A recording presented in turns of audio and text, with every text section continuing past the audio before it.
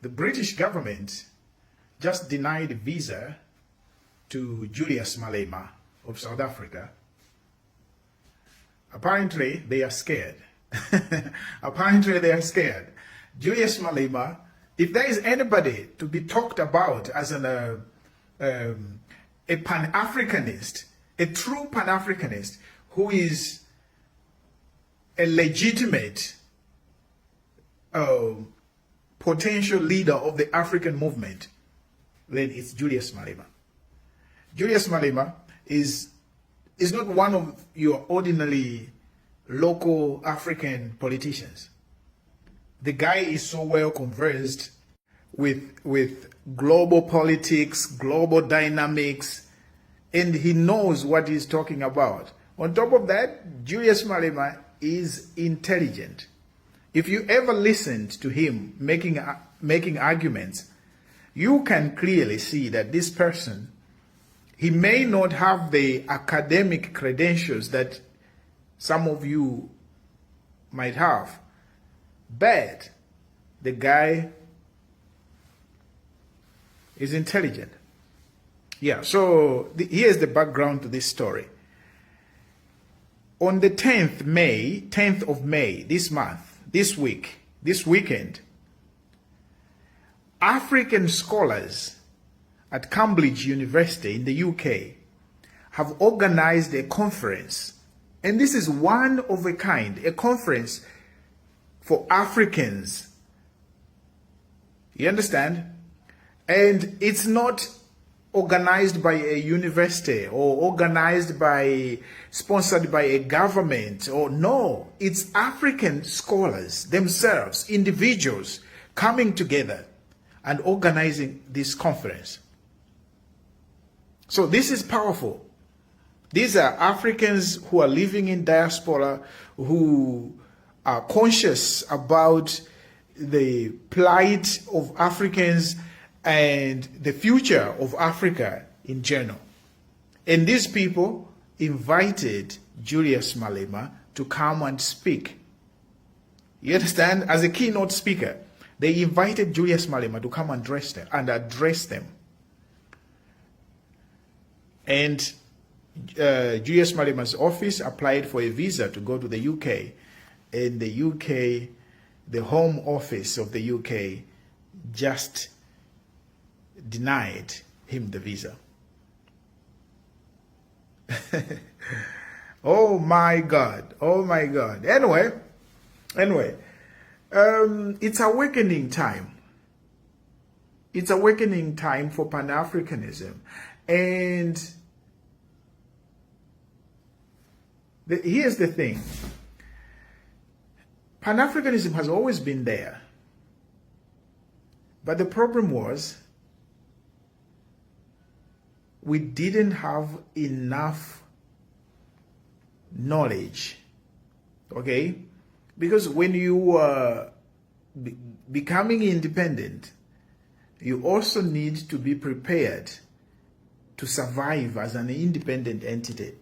So Africa, we got our independence, but most of us, we were not, most of the African countries, when getting independence, were not well prepared, okay, in terms of governance, in terms of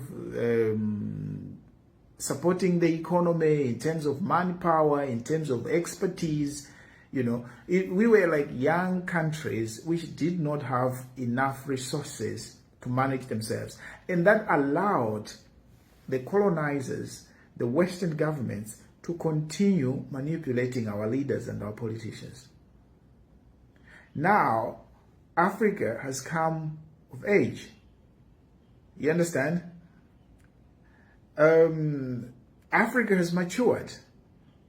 Africa can never claim that we don't have the resources. We have the youngest, the largest population of young people on this planet.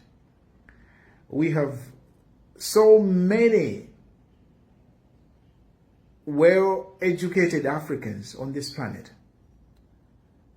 in different fields. There is no any discipline that you can name that we don't have Africans who have studied, who have the knowledge. The only difference is that most of these Africans who have studied and who have the knowledge are in diaspora. They are in America, they are in Europe, they are in Asia, they are in China. We are in China. We are helping these countries. Given the opportunity and the incentives, we can return home. And the return of the African diaspora, the intellectuals, the African intellectuals, especially not after they are retired, not when they are old, coming to Africa just to die. No. The young, dynamic African intellectuals deciding to return to Africa, to teach and lecture in African universities, to work in African research centers, to establish companies, to become entrepreneurs, to build Africa, even to govern, to become leaders. That movement is going to elevate Africa. You understand? Yeah. So you look at countries like Nigeria. Nigeria, I've made a video about Nigeria. Nigeria is one of the countries that has the smartest people on this planet. Okay, Nigeria has some of the smartest people in this planet.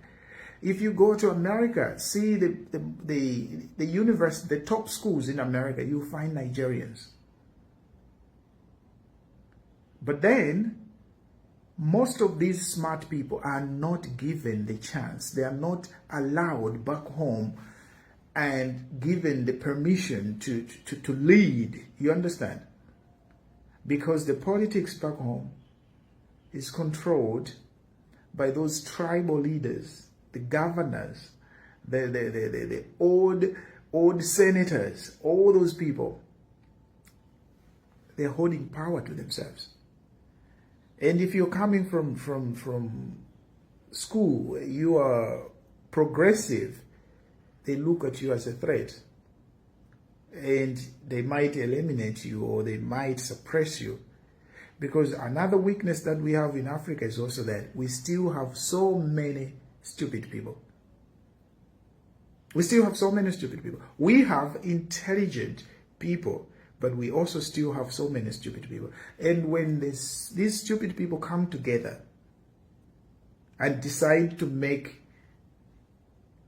their own decisions, you, the smart people, have no choice, have no chance. You understand? The power of stupid people when they come together is so strong. I'm telling you. So I'm hoping that people that are awakening will outnumber the ones that have been holding us back. Once we outnumber the ones that have been holding us back, we are going to unleash a new dawn for Africa. And it's coming.